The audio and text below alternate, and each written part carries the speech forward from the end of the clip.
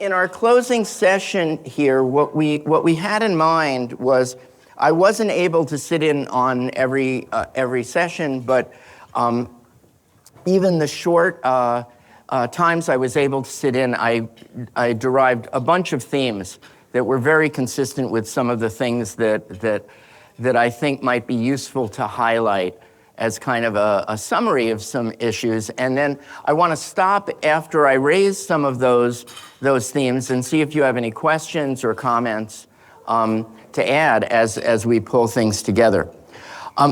One of the things that struck me was an emphasis, which I really appreciated, on the importance of adaptation and learning.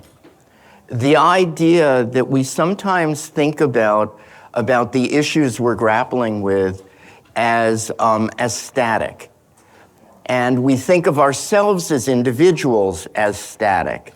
And so there were a number of related themes to this idea of learning and adaptation. And when I talk about leadership, one of the things I think is the most important feature of leadership that is neglected in general is the idea that leaders need to be curious.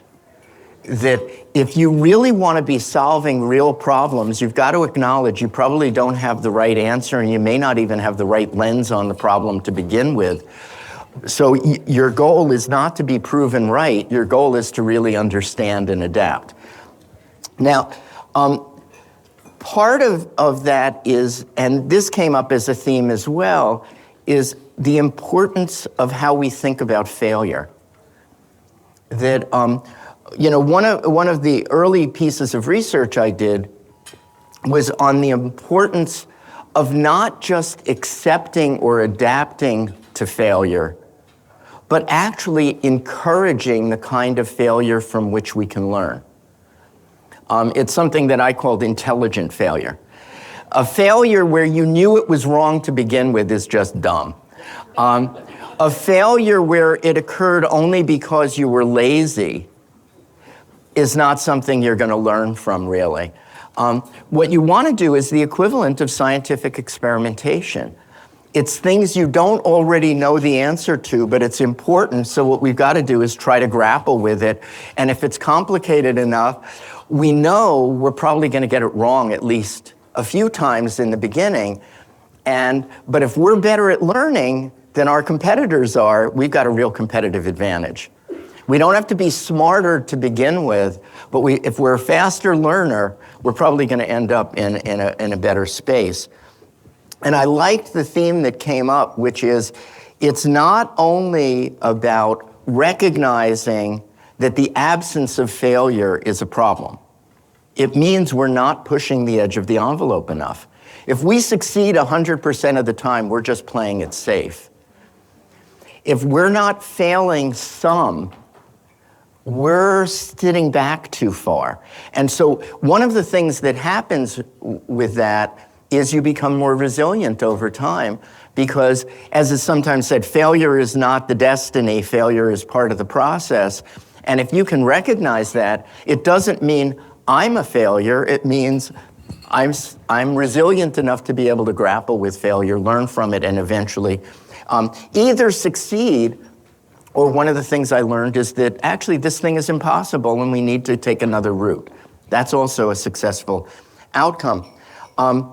Now, I think part of that came up in the first session was the importance of preparing for failure, which means not only preparing the systems and the analyses and having a plan B, but it also means preparing the people. Are people building up their sense of resilience? That, to me, is one of the critical tasks of leadership, to give people the confidence that and this is where Mike Krzyzewski's idea of next play, whether I made the shot or I missed the shot, I can't do anything about that. What I can do something about is the next play. Now, so one other piece I would raise about this is helping people, and this is another issue that came up, is self-awareness is really important, and encouraging people to be more self-aware, including acknowledging and often publicly admitting their vulnerabilities and their weaknesses, because we all have them. And what I want to do is surround myself with people who can fill in for the areas that I'm weak in, rather than pretend I don't have any areas I'm weak in. Well, one of the things I often talk to our students about, because there's real pressure to not just become leaders of consequence, which is the way we frame it at Fuqua, which doesn't mean fancy position title, it means you make a difference. To really be a leader of consequence, one of the things you need to know is, what things don't you want to do? Not only what aren't you good at, maybe you're good at it, but you don't really enjoy it. What are those things, rather than being seduced by more money or by more status or whatever as a leader? And the way I frame this, some of you in here either had medicine as an objective or are in medicine, is I say, if you can't stand the sight of blood, don't become a surgeon. As a leader, if there are certain consequences of being a leader, dealing with negative outcomes for those you're leading and you really care about them, or a goal that you had that you really cared about, and if it's really ambitious, it's not going to always work. Can you handle that? And especially, can you handle it if you made some mistakes that led to the problem? If you can't handle it, it doesn't mean you're a bad person or even a bad leader. It means that wasn't the right position for you. Because if you make a mistake and you can't live with yourself and the consequences, you're going to make a distorted decision next time. You got to be able to say, you know, I hate it that it didn't work, or I hate it that it hurt this person, but I did the best I could under the circumstances. I still regret what happened, but it's not about self-blame. Okay, so that's all about learning, and of course we're here for lifelong learning, right? And so with that, let me ask Sanya to come on up. I have a bunch of other things I can raise. Learning was just the first one. Okay, so hi everyone, and let's go back a few minutes in time. I ran home to check on my kids to see if they were okay during the hurricane, and they're fine, so that's why. But I suspect Professor Simsican did not get a proper introduction, and that's what I love doing, being the hype woman. So let me give a proper introduction about this person. So Sim is the Mike Krzyzewski Chair of Leadership at Duke University. He is a world-renowned leadership scholar. He has so many mentees, doctoral students who have went on to become well-renowned scholars. His research is on everyday courage, trust, resilience, failures, and he is my mentor. Like I have top five. I have an army of mentors, but if they're like top five, he is one of them, because he is the person who gave me the framework through the 6 domains of leadership from which to view the world. And Professor Sikin, we have been teammates since 2004, because we co-founded, along with Doug Breeden, Tejumadi Ajasa, and Coach Krzyzewski, the Coach K Leadership and Ethics Center based at the Fuqua School of Business. We are partnered with Lifelong Learning in today's program, and the center, though we started off with this idea, just a little history, in 2004, Doug Breeden had the vision. Doug was the dean of the Fuqua School at that time. He said, hey, you know, it's not enough that our business students have strategic functional excellence, like great in strategy, great in marketing, great in finance, which is what most business schools only looked at that time. If business is a driver of society, then we need to develop students who can be leaders of society in the way that we need to be societal stewards. So let's create this leadership center, and then, whoa, we need to look across the university, and we were so lucky to have this leader, Mike Krzyzewski, who embodies the type of leadership attributes, traits, the care for people, all the things that you are hearing today, leading the whole person that we believe in as leaders of consequence. And so that's how the center was formed. We were formed first for business school students. Then we said, wait a minute, students are our products, and our products are students and knowledge.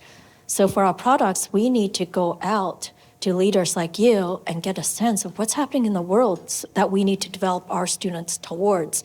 So we started convening these summits and gatherings where it's just closed rooms like this, people talking to learn about what's left and what are the challenges the leaders are grappling today. Because, that playbook that we used, our predecessors used, no longer applies as much.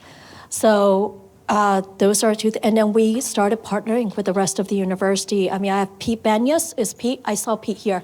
Pete Banyas is a junior. He is the president of our cybersecurity club. And we are the Coach K Center is a partner to his club because, by the way, do you know for the last 2 years, our cybersecurity club have been the national champions for is it Council for Foreign Relations? Atlantic Council, Cyber and Health Strategy. Yeah, okay. It's a really big deal, and we've been, because of leadership and because of teaming and also the knowledge excellence. So it's a bit about our center. I also want to give a shout out before we go to our next portion, a shout out to Jen Chambers, who has been my lifelong teammate, partner in crime. Jen, if you have been to Women's Leadership, Women's Weekend, that's Jen and her team. If you have gone online to Duke Lifelong Learning and took any of the courses or gone to Lemur Center excursions, that's also Jen. And guess what? Today was an experiment because for the first time at Homecoming, we're putting an educational program together. And Ann Stevenson, Ann, are you here? Ann is probably outside making sure everything is running smoothly. Ann is also my teammate on this. Ann is now is going to head up more lifelong learning programming. So if you like today, expect more today in your future years. And come back for that. All right, so there's knowledge, and then there's learning. Learning only happens when there's behavior change.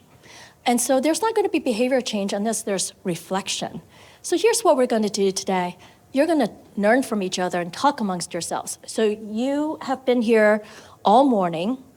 You've heard stories, you've heard snippets, you've heard insights. So here's the question I want you all to discuss at your table and share with each other. What's one or two takeaway that you can incorporate into your life tomorrow in your leadership, in leading others, or in your personal leadership? There's no wrong answers here. And I just say that, and you're not being graded. Well, kind of, but you're going to all get an A+ if you just put in the effort. So for the next 15 minutes, discuss among yourself and choose someone from your table to do a report out. And then we'll see what sort of gems we collect today. Okay? It's always such an amazing thing when people don't want to stop the conversation. And actually, that's what we had hoped for, that you will continue this conversation even after this ends in the next half hour, right? Just think, have you made new friends today? Yes? Hello, Duke fam. Here's your brothers, sisters, cousins, right? Oh, and one thing I forgot to mention. So you've got a lot of inside knowledge today, from Coach K wanting to be a Broadway dancer to the Grant Hill story. And there's one more inside scoop. So we'll be sending out a link to a PDF because there's going to be a book called Making Leaders, where Sim, Teju, and Teju is our other teammate, we interviewed 25 of Coach K's mentees and players to see what they learned from him. Because, our impact is really by what are those whom we've led or mentored, what they retain and what they think and how they're applying it to their lives. And that's what we got. And we got this beautiful, beautiful composite. And we have a foreword by General Dempsey.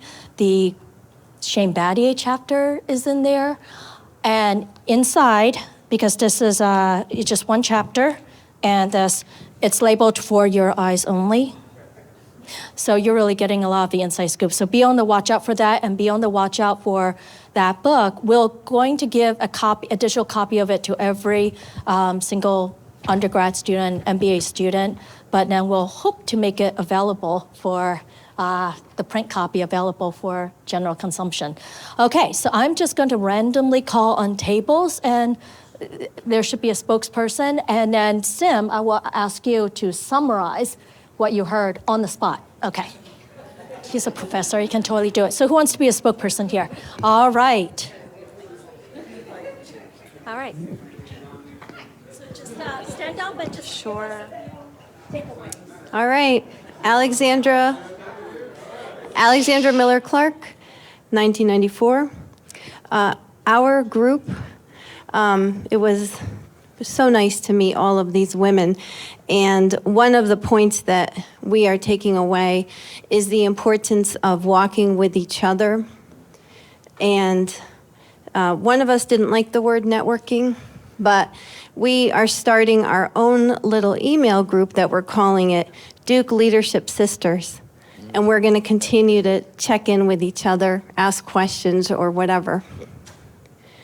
And the second point that we're walking away with is the importance of flexibility, innovation. I guess things are going to go wrong.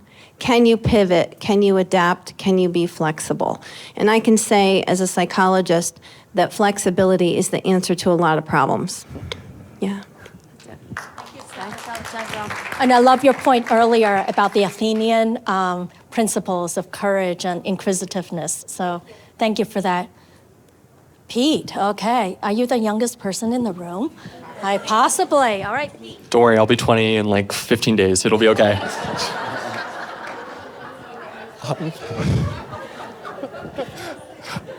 So we had a wonderful group here, and I have to say, I just sat here and listened and learned a lot, so I really appreciated it. The two main themes that I found most fascinating, first is about getting to know people.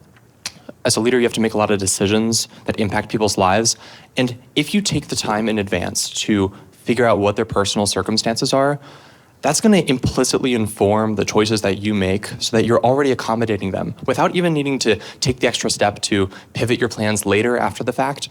Because you already know that they need to take care of their kids at this time, you're going to end up structuring almost accidentally the meetings and things that you organize around that. So that's a helpful trait that one of our members here spoke about. Another thing was about innovation. And we have some lawyers here, which for them, innovation could mean malpractice. If you fail in the law, you could be breaking the law and you could go to jail. So what does innovation look like? And some great points made were that there are things you can do outside of the legal domain of fighting people in court and handing them a lawsuit that you can still achieve partnerships together, doing those sorts of outreach, having those face-to-face conversations and extending that empathy. And then more broadly, beyond just law, if you can look for those spaces to innovate, that even if there are guardrails that you can't innovate over certain lines, that doesn't mean that the rest of the decision space is all closed off to you. So we had great people here, so I really appreciated it. Thanks so much, Pete. Who wants to? All right. I don't have all of them. Just innovate on the fly. What do you know? A lawyer who can innovate. All right. Let's see. So what struck me was the dean of the Chapel Divinity School, his discussion of an opening. And first of all, this whole idea of what is an opening in the context of a leader and becoming a leader, and that it took him 6 years out of the 12 years that he's been here to have that opening. And so it made me think back to my undergraduate years here. We didn't have 6 years, right? We only had 4 years. And did I have an opening during those 4 years, or did my opening come as an alumni somewhere after that? But I'd never really heard that term before, opening, and it strikes me as reaching a point, among other things, of having a lot of trust, enough trust in your whole environment. And that includes, of course, the people around you, but also the place that you're in. And, this is obviously a special place, but it's not a perfect place. It wasn't perfect when I was here, and it's not perfect now. And it just like we are as leaders, this place, this university is striving to be more perfect, to be more whole. And so, one of the reasons that I think we've been able to, stay so connected and feel so whole about it is because it as an institution is a place that when you've been affiliated with Duke, you've seen it change, you've seen it grow, you've seen it open itself up for you to have lots of opportunities. And so it's created like a platform for us to become leaders. And so in some way, the institution is a leader itself. So yeah, that whole idea of an opening and when it comes and how you get to it. And then once you have that opening, it just frees you up, he said. So now he can do whatever he needs to do to help other people. And before you have that opening, you can't fully be a leader because you're too guarded. And it takes time. That was really beautiful, thank you. And I just want to double emphasize on a few things there. So one, Duke is not perfect. No institution is perfect, but we believe in the ideal. And we're all trusting each other to move towards that idea of knowledge in the service of society. And by the way, on leadership, do you think you need to have a title to be a leader? No. No, we see leadership in small moments and big moments. You just need the opening to be able to go in and believe in something, show up, and pull people together to make something good happen, right? All right. Our table is ready. All right. Derek was pointing at you. I got this. Yeah, with friends like him, who needs more friends, right? Well, I will try. So they were chuckling at me because I'm a copious note taker, and that's never changed. And so I will try to now decipher.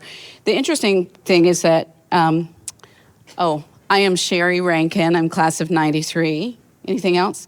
From Durham. And from Durham, Bull City. But I'm one of the few. Okay, shh. Okay. So interestingly enough, several of our table actually attended the Leading the Whole Person session. And thematically, I think what came out there is that to be a good leader, you have to yourself be an authentic person and show up as a full person. And what that means is that requires some vulnerability. That requires that you be authentic and truthful. But it also requires that you allow your heart space to feel empathy and care for the team that you're leading at the same time. There was a little bit of discussion around how do you do that in a way, and is it always safe? And my takeaway is that's part of the risk, right? So to get trust, that risk and the denominator, I am a science and math kid too, so the denominator is really cool to me. But that risk on the denominator is really important because that's going to make the biggest change if you're willing to take that risk. The second theme was really around empowerment. Several people talked about the notion of empowerment over delegation, and how do you do that in a really smart way? Well, you do that by teaching, and you do that by building trust, and you do that by creating an environment where it's okay to fail. And then the last concept I think that we talked about a little bit is resilience. And I think I hear that all around the room, but this idea that it's okay to fail, this idea that it's okay to fall, and that the real power is in what do you do next? What do you learn? How do you stand up again? And then how do you teach that to everyone else that you're leading so that they know it's okay as well? Thank you so much for that. By the way, something I've noticed in high achievers is we have a tendency to play our mistakes over and over and over in our heads. I hear chuckling. Are we playing our wins as well? Because we need to, when Coach K says you're looking in the mirror, what are you telling yourself in the mirror? Are you telling yourself only about your mistakes? Or are you also telling yourselves about the things that you've done right? A lot harder to do than it seems. I know. All right, this table. All right, I'm just going to call on the person. Hello, Heather. Yes, yes, yes. You're among the Duke fam here. Okay, come on. Oh boy. Deidre, you go. No. We can do it together. Collaborate. Yeah, we'll collaborate. I think a lot of what people are saying is resonating with the things that we said. A lot about authenticity, a lot about resilience, about staying the course. Talking about having to show up for people, get to know people individually, and that it's not a one approach for each person in your team, that you might have to take some time and really invest in getting to know them and getting to know how to empower them, that there's not one approach to empowering everybody on your team, and how it takes time and it takes patience, but it's worth the investment to really maximize the opportunity for your team. What am I missing? Missing anything? Delegate, don't delegate. Yeah, and about not delegating, using the teaching moments. We were talking about what Coach K said about not just delegating to your team and really empowering them to utilize their own strengths. If you're delegating, I said you're limiting the knowledge and the growth opportunities to your own knowledge, and that's, as we know, the sign of a good leader is having good people around you who have knowledge that you don't have, who have ideas about innovation that you don't have, and so if you're just delegating, you're missing out on those opportunities for growth in those ways. So. Well, thank you. All right, this table. All right. I was also the note taker, so by default, the speaker. Neely Nadella, class of 2001. So our table, the majority of us went to the innovation session. So we were talking about some of the ideas from there, which included, as somebody else has mentioned, it's okay to fail, and failure is actually needed to grow and to innovate. As well as the importance of there not necessarily being just an innovation department, but that the innovation should be throughout the culture of the organization, and come from all areas, and be open to ideas from everyone. As well as, but along with that, making sure that the vision of the organization is known to everybody, and why, the purpose behind the need for innovation. And then we also had somebody that attended the social media session. So one of the things we were talking about is when growing your social media presence, the importance of time and consistency in the content that you're creating, in order to see that growth, which is not actually linear, but exponential. Did I get it right? Okay. I think that's it. Thank you. One point I want to make about the social media, don't do something just because you have to do it. Do it because connecting with innovation, the why behind the social media. So I'm on LinkedIn, but there's a reason why I wanted to be on LinkedIn, but I'm not really on Instagram. Facebook is only family. So when you do something, don't just do it like I want to write a book or I want to do a book just because everyone else is doing. The why will drive your passion and the innovation. All right, this table. All right. Hi, everybody. I'm Steve Ray, class of 86, which I did have the chance to share with Coach K that I was there for that year, which was a really important year. Our table was kind of focused in on the empowerment side and thinking about how you do that across culture, and the challenges of both how do you build that with experienced employees, but also with brand new employees, and in particular in some of the challenges with the new way we're all working, whether that's 2 days a week in the office, 3 days a week, no days a week, every meeting on Zoom, no meetings on Zoom, all of those sort of things. How we build culture, how we share leadership, how we even impart that, or even build teams when you don't have practices. If the Duke team only could practice 2 days a week during the season, what would that mean for them whenever they go to play a game? Thank you so much, Stephen. Let me go to the middle and then this table last. All right. Hello, Lynn. Hi. I'm Lynn Wolitzer, class of 87. I feel like I have my back to half the people. First of all, I think everything that everybody said so far, we kind of talked about, which means you guys and everybody did a really good job of repeating the messaging, and it clearly sunk in. Oh gosh. We talked a lot about failure, and one of the things we said, and I actually raised this there is failure, and there's objective failure. You win games, you lose games, you have good stats, you don't have good stats, you have a profit, you have a loss. So I thought what Jamie Jones said in the other room was really helpful. Failure, we have to let people fail. Incompetence, failure because you were incompetent, is what we have to avoid. But we talked about failure also in the sense that everybody has probably been to seminars where we talk about what's the definition of success. And there's lots of definitions of success. What is the definition of failure? And I think if we want to empower people underneath us and also kind of engender ourselves to our colleagues, we have to be willing to show what's okay. And I think Joe raised the point about if someone underneath you or somebody beside you has a perceived failure, one of the things you can do is either share something of your own that makes them comfortable, or you can, if it's somebody that works with you or for you, you can say, you know what, this is kind of what my part was in that. And, you know, maybe if I did this better, that would have supported you better. So the other thing we said is if we invest time with people, which I think other people have said, get to know them. Coach K talked about asking people, what do you think about that? Because when we talk about culture and wanting everybody to have a sense of shared success and being all in and the mission and the strategy, if they feel engaged and they feel like they were a part of it, they are much more likely to bring it forward. Last but not least. All right.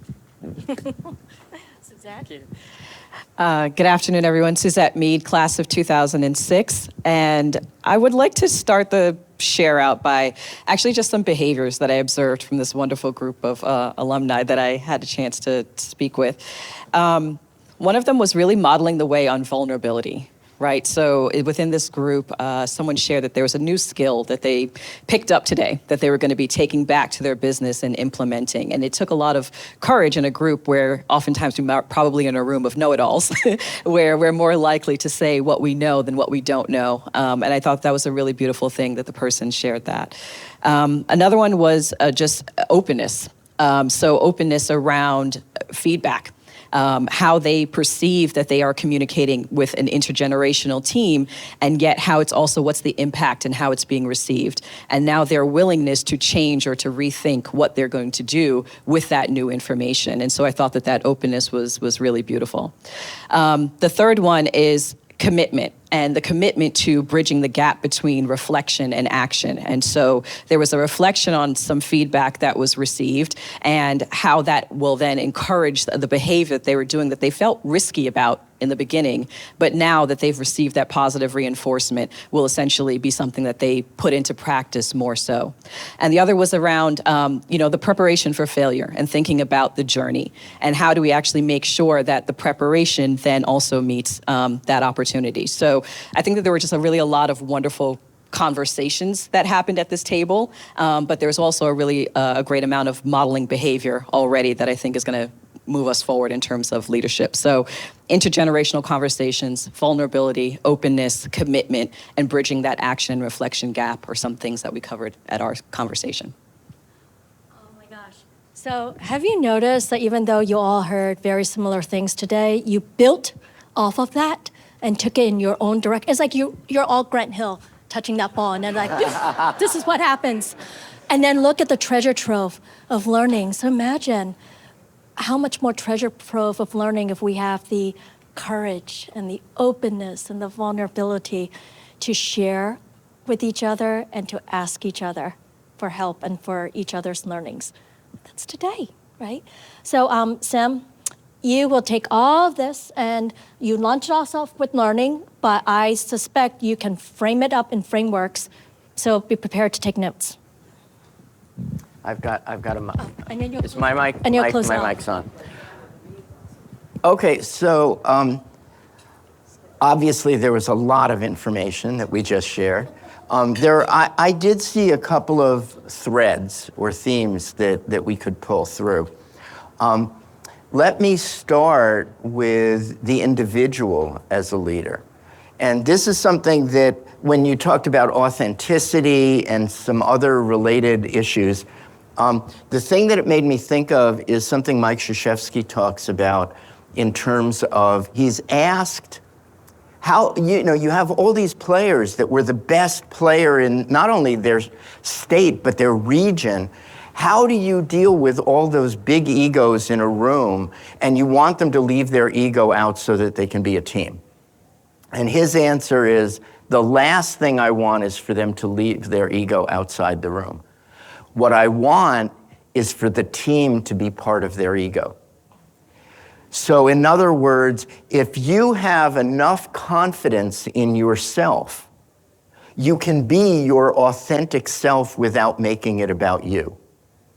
Because you're comfortable with who you are and what you can contribute, and you can focus on the mission, on the team, on what individuals need.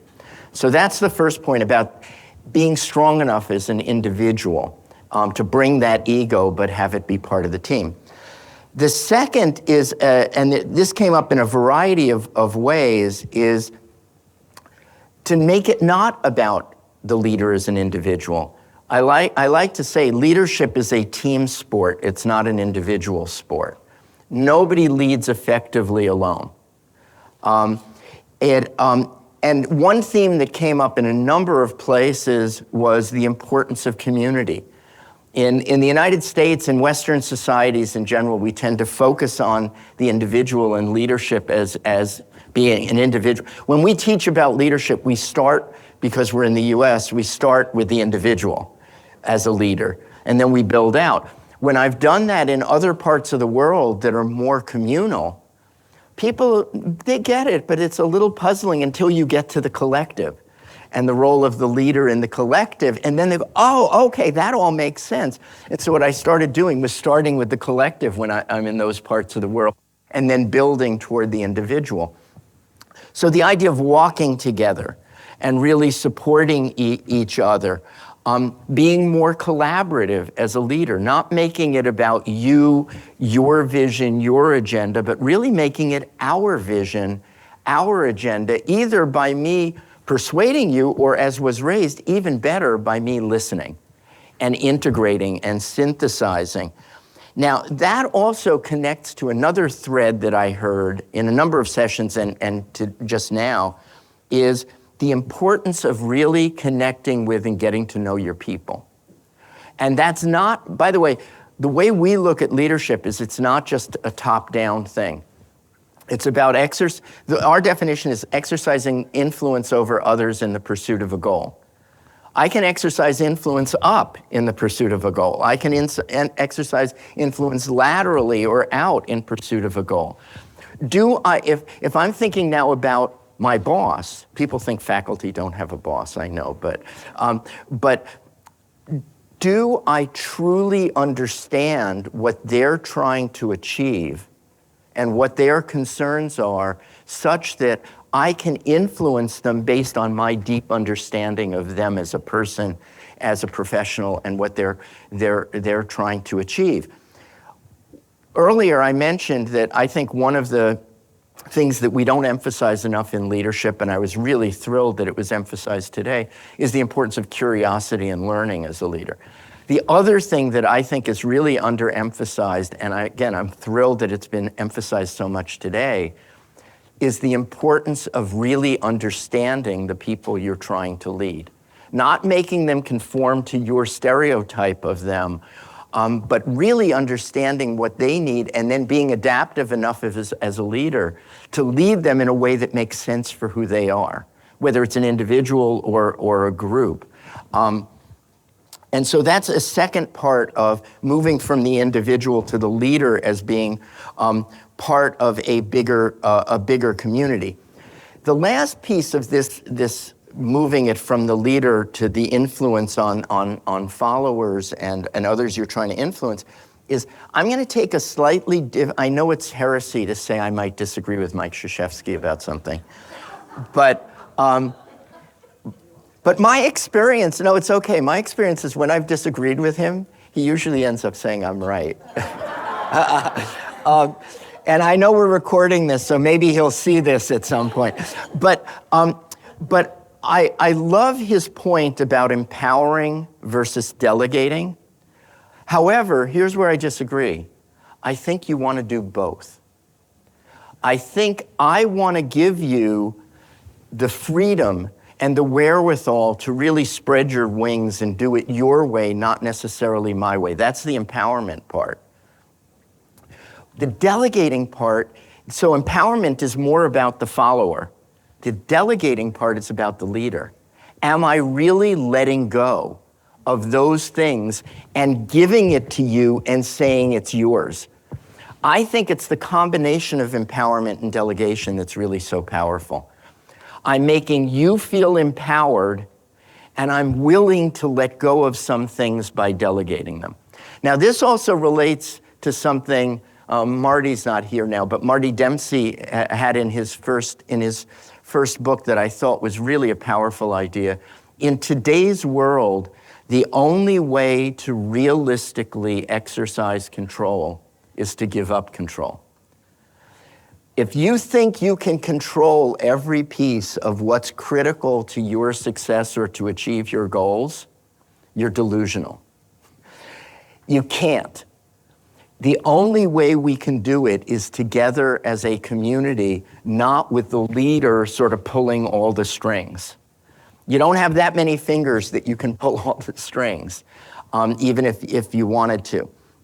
So that's the second part. So the first part was about the individual as a leader. The second part is about connecting with people and being part of the community. The third thing that came up that's dear to my heart, as Seung-Yin mentioned, one of the major areas I do work on is trust and distrust. And the main point I want to make here is to sort of tie a couple of things that are mentioned together. One is the standard definition of trust is a willingness to be vulnerable under conditions of uncertainty. So if there's certainty, you don't have to trust. You can do all the calculations, you don't have to trust. But am I willing to be vulnerable, which requires a certain amount of courage, especially if you're in a position of high status, of leadership. A lot of times the idea is, I've got to be strong. People who always have to appear strong actually are weak. Because they are unwilling to be vulnerable, they feel too fragile. Are you resilient enough to actually have vulnerability and still have the confidence to do what needs to be done? Now, how does that relate further to trust is, I think there's another kind of paradoxical combination here. So there are two phenomena. One, we know the word distrust. You probably don't know, so that's one area of research. Another area is on what's called generalized trust, which is where I trust you implicitly, or I trust you because you're a part of a group. So generalized trust means you're not actively analyzing and processing whether someone should be trusted. You're just assuming it. It's also called presumptive trust sometimes. Now, democratic societies do not function without generalized trust. We need to trust our institutions. We need to trust officials. We need to trust that maybe not that people are right all the time, but they have the right intention. That's a generalized kind of trust. What we need is to combine that with what's called particularized trust, where I totally trust your intentions, but that doesn't mean I'm not going to think about what you're telling me, and that I might push back if I think it's off base. But that doesn't mean I question you. Generalized trust and distrust are this blanket kind of, I'm not looking at exactly what you did, I'm just judging you a priori. What you want to do is to have, I think, in general, I think you lead a happier life if you have generalized in people, in institutions, and so forth, which is why it's worrisome that a lot of that trust has eroded. You want to couple that with not giving up your ability to analyze and react and be a critical thinker. So on one hand, I want to go in and say, look, I'm going to be open, I'm going to be vulnerable to you, and so forth. But when you say something doesn't sound quite right, it doesn't mean I'm just going to accept it as the gospel.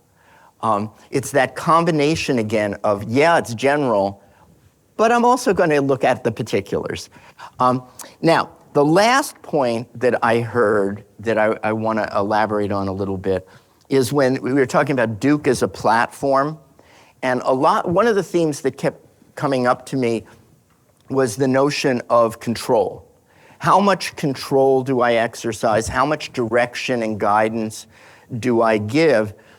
And I think, as I mentioned, with empowerment versus delegation, the third piece of that is guidance. Do I provide you with guidance about what the vision is, what the constraints are? We were talking about, when people complain about attorneys saying no to everything, I always say the last thing you want to know is to not know that some things are what you shouldn't be doing. You want to know what those are, so if you're going to bend the rules a little bit or go outside the box, you're fully aware of what risk you're taking and it's got to be an important enough reason to take that risk under these circumstances. Now, so what do you want to do with control systems in organizations as a leader? Because if I'm delegating, part of what I'm delegating is I'm telling you, what are the boundaries? What are the things we've already settled? What are the things that are open-ended? So you know what your scope of authority and freedom is, right? So I think we often, especially in a place like the United States, we think of control as antithetical to freedom. Well, no, if you don't have control, you really have nothing to push off on. Everything's squishy. So, but the way to think about control is the control offered by the leader scaffolding, or is it a cage? If you don't give people the constraints, if you don't give people information about it, they can't tell you where they're bad constraints. They can't give you feedback in turn. And so what you want, and Duke as a platform is not a cage. Education should not constrain you. It should be a platform, a launching pad, the scaffolding that allows you to build the cathedral. And so I think if you look at those individual pieces that have been in the sessions that I was able to sit in on and the issues you've raised, it's about the leader as an individual, the leader as a part of a community in connection with the people in that community, the building of trust, so vulnerability is not weakness, it's actually a sign of strength. And then finally, making sure that the systems we put in place are guidance rather than a cage, that they're a springboard and a platform rather than a cage. So those are the themes I saw. Thank you so much.